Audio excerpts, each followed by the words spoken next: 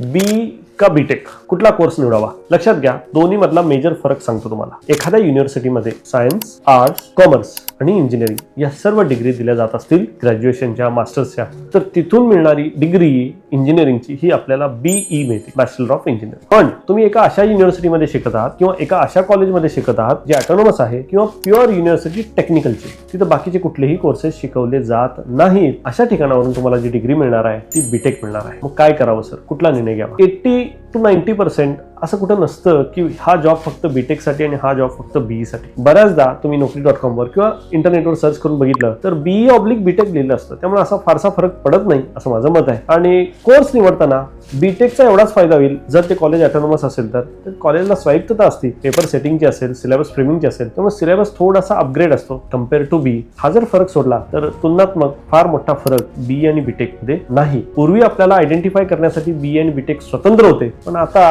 मुलांचा कल बीटेक बघता बरेचसे कॉलेज बीई कोर्स बंद करून बीटेक कडेच कन्वर्ट झालेले आहे. इंस्टंट अकॅडमी ऍप JEE, नीट, MST CET च्या प्रिपरेशनसाठी आजच डाउनलोड करा.